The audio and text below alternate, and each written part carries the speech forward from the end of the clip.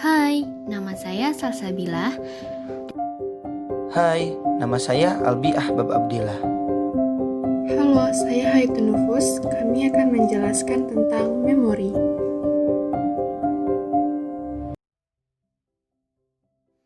Ada yang tahu nggak kenapa sih kita dapat mudah mengingat suatu lagu, mengoperasikan smartphone, atau mengingat setiap detail kejadian yang ada di film kesukaan kita? Yap, itu semua karena memori. Memori merujuk pada kemampuan kita memiliki dan mengambil kembali suatu informasi dan juga struktur yang mendukung kemampuan ini. Tanpa memori, kita selemah bayi yang baru lahir. Kita tidak mampu melakukan aktivitas yang paling mudah sekalipun dalam keseharian kita. Memori juga memungkinkan kita memiliki identitas diri. Setiap manusia merupakan kumpulan dari memorinya sendiri. Proses pembuatan memori. Para filsuf menganalogikan memori seperti prasasti lilin yang mempertahankan apapun yang tercetak di atasnya. Di era yang sudah audiovisual ini, orang cenderung menganalogikan memori seperti alat perekam suara atau kamera film yang secara otomatis merekam setiap momen kehidupan manusia. Tidak semua peristiwa yang kita alami disimpan dalam memori kita. Memori bersifat selektif. Jika tidak, pikiran kita akan dipenuhi oleh berbagai informasi yang tidak berguna. Contoh kasus, proses memanggil kembali suatu ingatan tidak seperti menonton rekaman video dari suatu peristiwa, tetapi lebih seperti menonton beberapa frame yang tidak berurutan dan kemudian mengira-ngira seperti apa scene yang terbentuk. Berikut beberapa kesalahan dalam memori. Yang pertama ada source misattribution.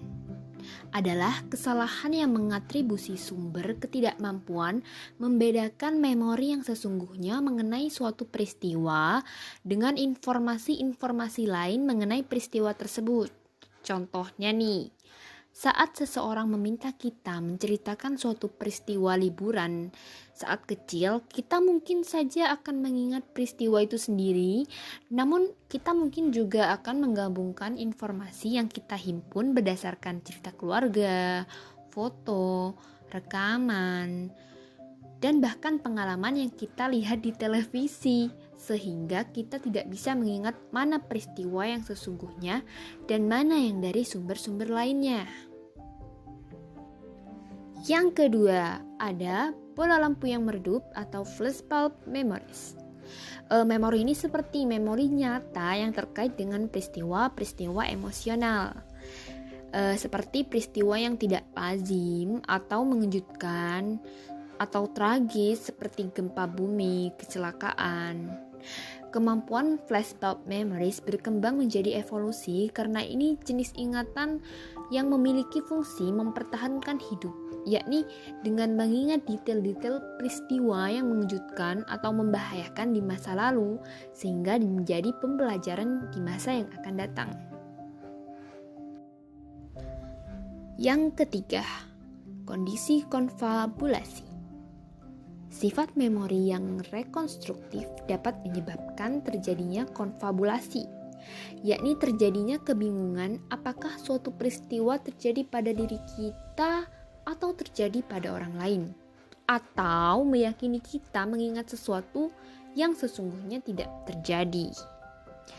Biasanya kondisi konfabulasi ini seperti seringkali memikirkan, mendengarkan, atau menceritakan kepada orang lain suatu kejadian imajiner.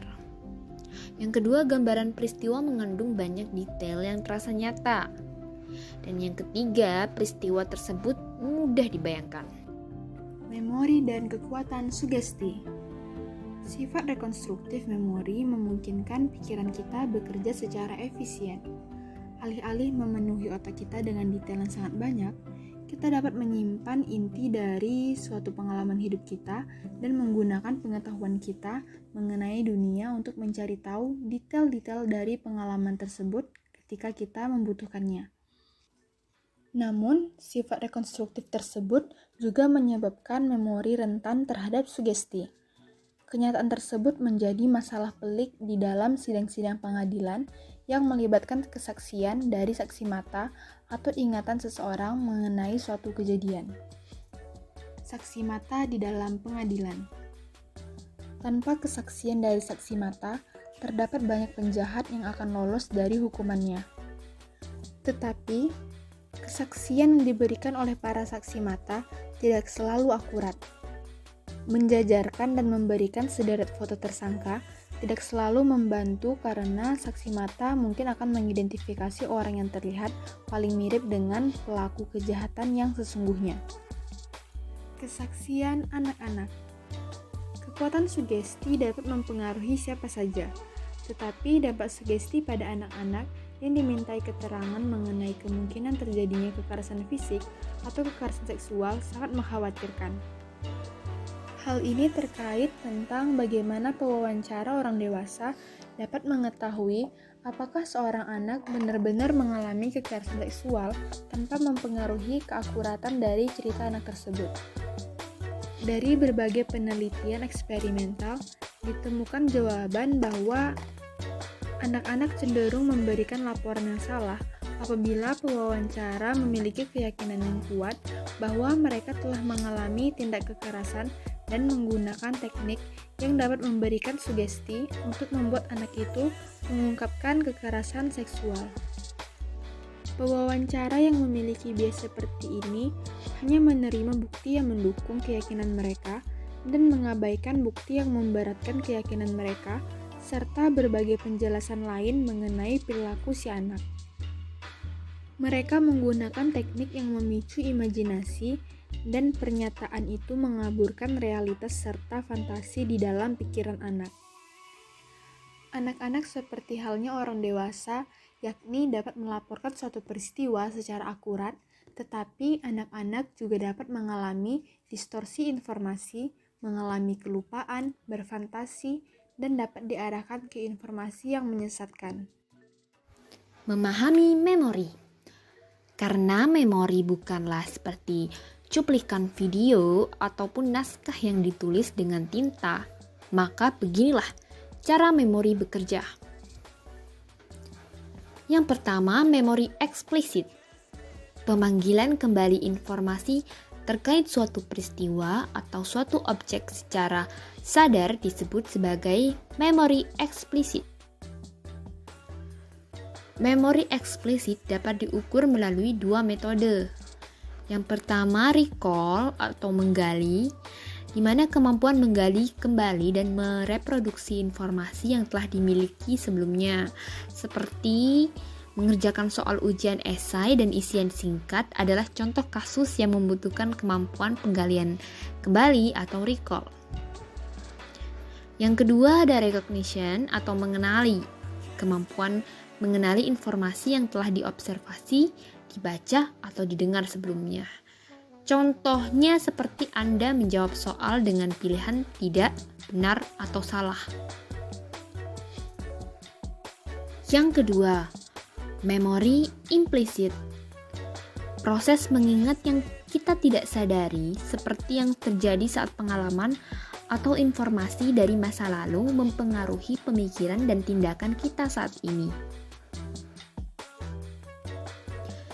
Memori implisit. Metodenya yang pertama ada priming, teknik di mana paparan satu stimulus mempengaruhi respon terhadap stimulus berikutnya tanpa bimbingan atau kesadaran. Contohnya di mana seseorang akan diminta membaca atau mendengar suatu informasi untuk kemudian diuji apakah informasi yang diberikan tersebut mempengaruhi kinerja orang tersebut saat orang itu mengerjakan tugas lain. Yang kedua ada relearning method atau pembelajaran ulang.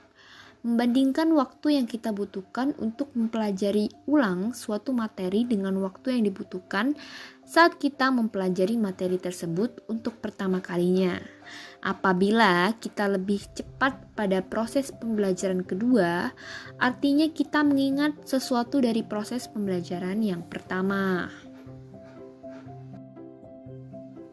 Model memori. Banyak psikolog kognitif menganalogikan pikiran kita seperti prosesor informasi yang terdapat pada komputer. Berdaya pikiran kita memiliki kerumitan yang lebih tinggi. Saat ini informasi dapat dipresentasikan sebagai konsep, preposisi, kesan, atau skema kognitif, jejaring mental yang meliputi pengetahuan, kepercayaan, serta harapan kita mengenai suatu topik atau aspek tertentu dari dunia kita. Proses penyimpanan terdiri dari 3 sistem memori yang saling berinteraksi. Yang pertama ada register sensorik yang menyimpan informasi selama 1 atau 2 detik hingga informasi tersebut dapat diproses lebih lanjut ke dalam. Yang kedua, memori jangka pendek. Nah, memori jangka pendek ini kemampuannya terbatas dan menyimpan item-item untuk waktu yang singkat. Atau disimpan ke yang ketiga, memori jangka panjang. Memori jangka panjang ini mempunyai kemampuan yang tidak terbatas dan dapat menyimpan informasi dengan teratur dan berdasarkan sistem indeks. Di sini saya akan menjelaskan model memori 3 kotak. Apa saja pembagiannya? Model memori jangka pendek. Model memori ini kapasitasnya terbatas dan hanya mampu menahan informasi baru hingga kira-kira 30 detik. Contohnya, ketika guru memerintahkan tugas yang harus selesai 15 menit pada hari itu juga, maka setelah tugas itu selesai, ingatan kita mulai melupakannya. Lalu, ketika seminggu kemudian guru tersebut memberikan kembali tugas yang sama seperti minggu kemarin, apakah kita akan ingat? Jika tidak ingat, maka kita akan diingatkan kembali oleh guru tersebut. Ini dinamakan memori jangka pendek yang hanya disimpan untuk sementara sampai selesai digunakan. Model memori jangka panjang. Model memori ini kapasitasnya sangatlah besar. Dikarenakan kapasitasnya yang besar, maka model memori ini harus bisa diorganisasikan ingatannya dengan baik, sehingga memori yang banyak itu tersimpan dengan teratur. Memori ini juga merupakan model memori jangka pendek yang telah melalui proses pengulangan dalam otak.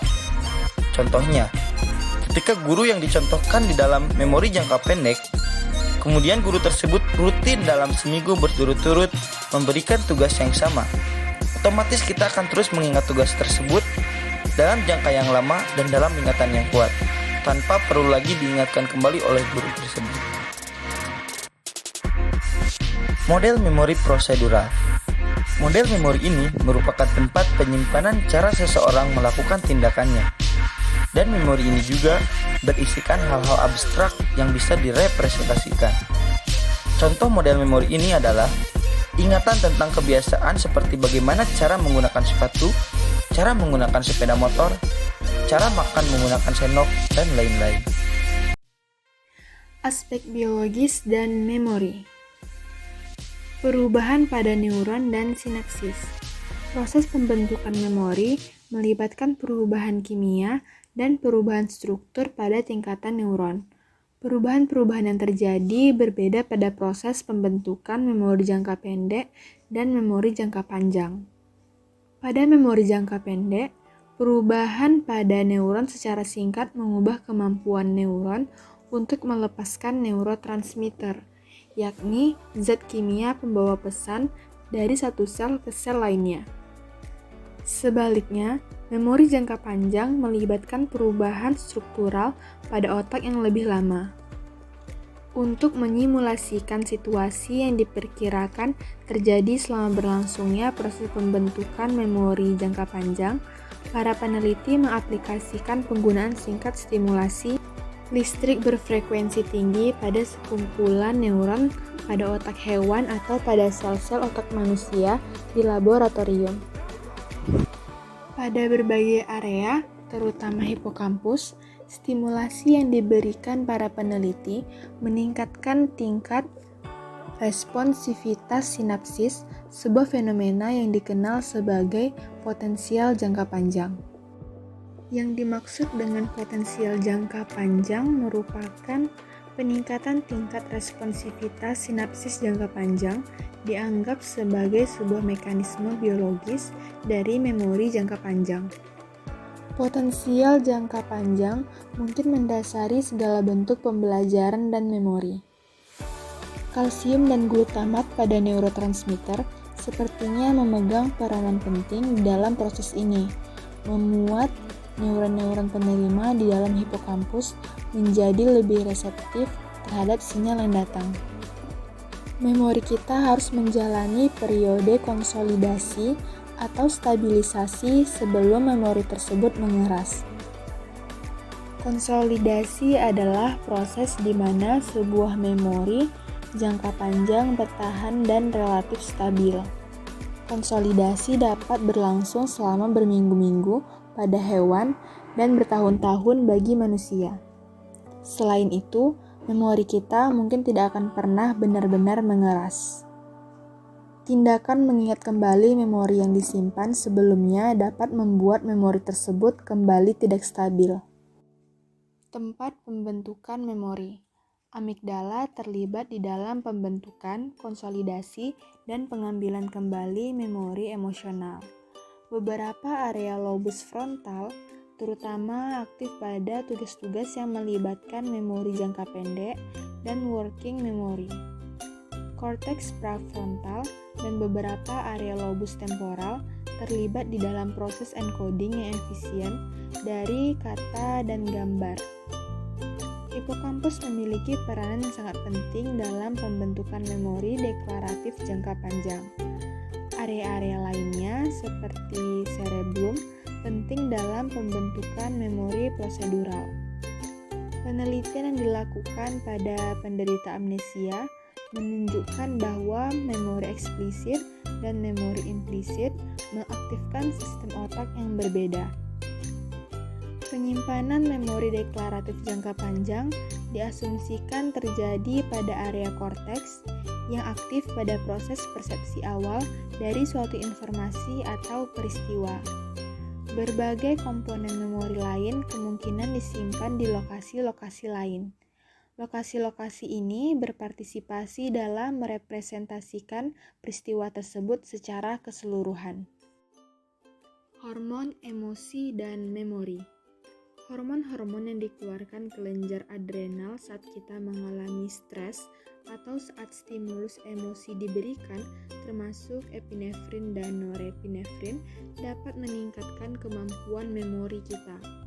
Hormon-hormon adrenal ini meningkatkan kadar glukosa dalam aliran darah, dan glukosa dapat secara langsung meningkatkan memori atau dengan mengubah efek neurotransmitter. Namun, dosis hormon yang sangat tinggi dapat memperburuk kemampuan seseorang dalam mempertahankan informasi di dalam memori. Dosis yang moderat akan memberikan hasil yang optimal untuk mempelajari suatu tugas baru. Di sini saya akan menjelaskan bagaimana kita mengingat. Apa saja macam-macam teknik mengingat? Mnemonik merupakan teknik untuk memudahkan dan meningkatkan kemampuan mengingat, kecuali untuk ingatan yang bersifat rutin, karena terkadang penerapan teknik yang kompleks ini cenderung tidak efisien dan kontraproduktif, sehingga kurang cocok untuk diterapkan dalam ingatan yang bersifat rutin. Salah satu contoh teknik mnemonik ini yakni menyingkat kata. Contohnya dalam menyingkat nama warna, ada istilah yang tidak asing kita kenal, yakni istilah singkatan Meiji-ku Hibiniu, yakni merah, jingga, kuning, biru, nila, dan ungu. Dengan teknik penyingkatan seperti itu, kita akan lebih mudah dan lebih cepat dalam mengingatnya. Teknik pengulangan. Teknik ini merupakan teknik yang sangat efektif untuk ingatan menetap di memori. Contohnya seperti dibiasakannya kita membacakan sila-sila Pancasila di hari Senin ketika upacara sekolah. Maka dengan otomatis, ingatan sila-sila Pancasila tersebut akan menetap di memori kita dengan ingatan yang kuat. Strategi Read, Recite, Review. Strategi ini merupakan teknik yang efektif juga dibandingkan dengan teknik yang hanya mengandalkan membaca saja. Contoh teknik ini tidak terlalu jauh berbeda dengan teknik pengulangan yang mengutamakan diulangnya sesuatu yang akan kita ingat.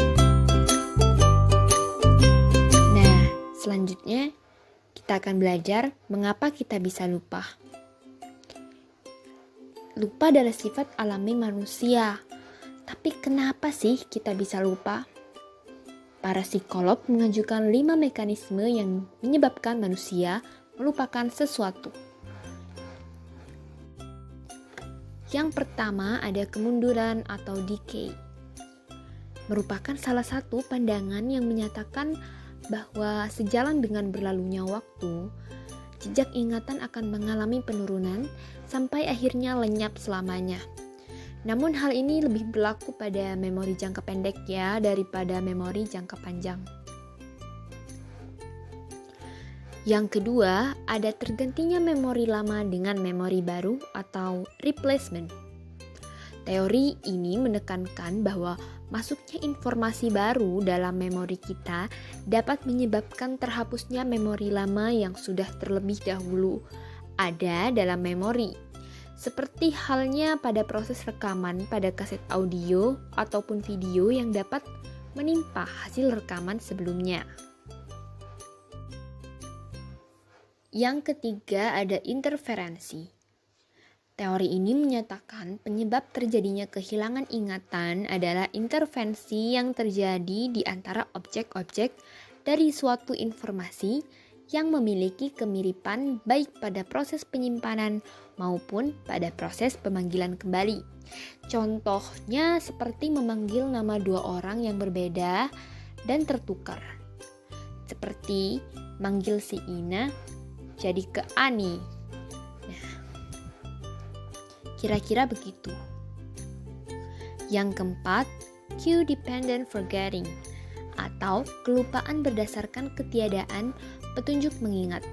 Contohnya, seperti kita berusaha mengingat nama belakang teman sebangku SD kita.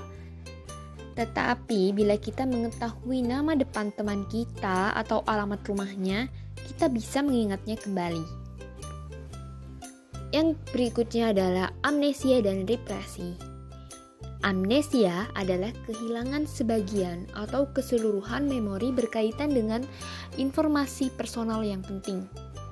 Sedangkan represi adalah proses mendorong informasi yang bersifat mengancam atau mengganggu ketataran alam bawah sadar. Memori autobiografi. Bagi sebagian besar dari kita, memori yang kita miliki mengenai pengalaman kita sendiri merupakan memori yang paling menakjubkan. Kita menghibur orang lain dengan menceritakan memori kita, dan kita menggunakan memori kita untuk terhubung dengan orang lain. Kita menganalisis memori-memori tersebut untuk mempelajari identitas kita sendiri.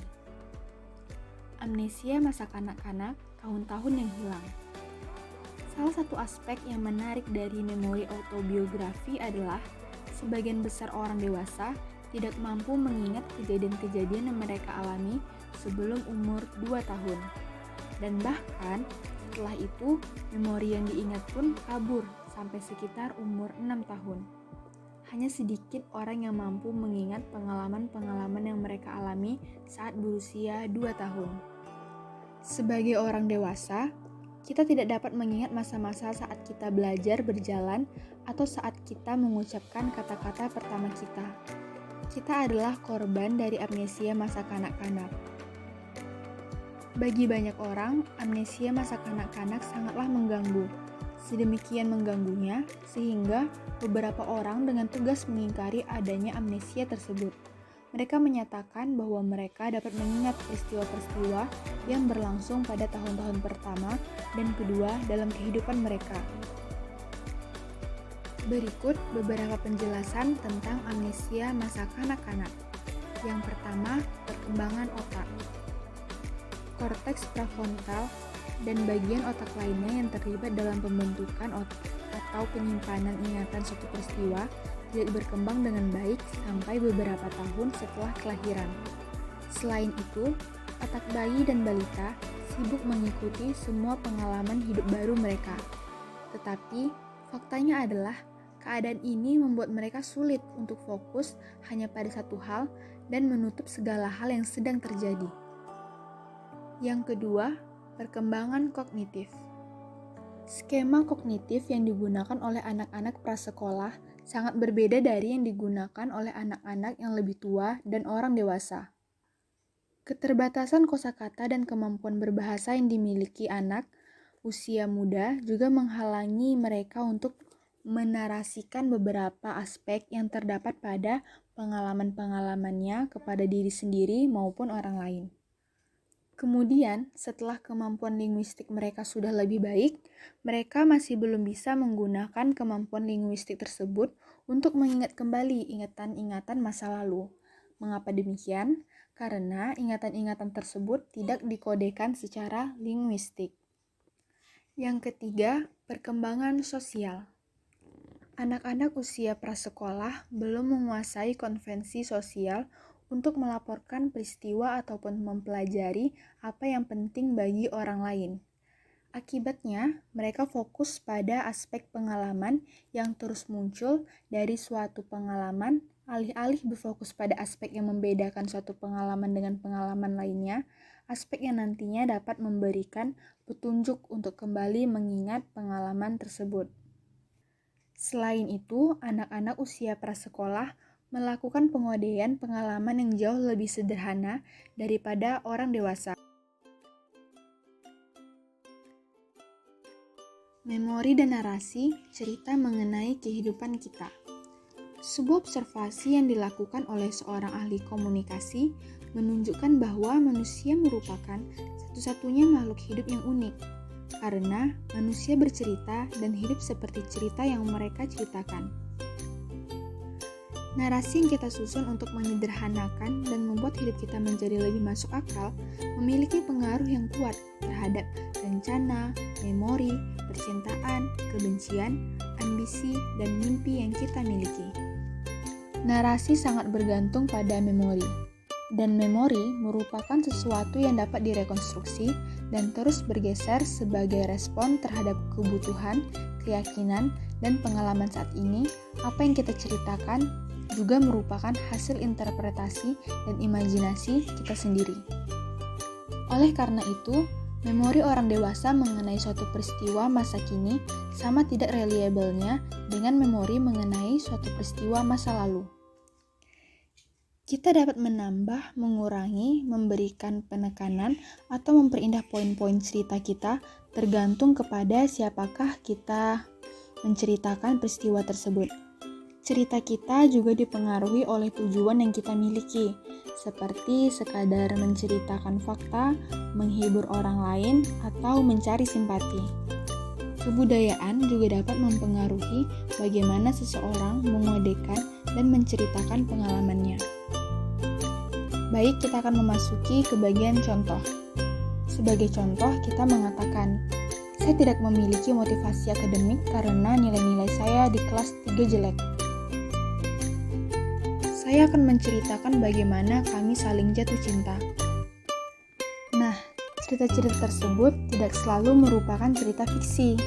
Namun, cerita-cerita tersebut berusaha mengorganisasikan dan memberikan makna terhadap hidup kita.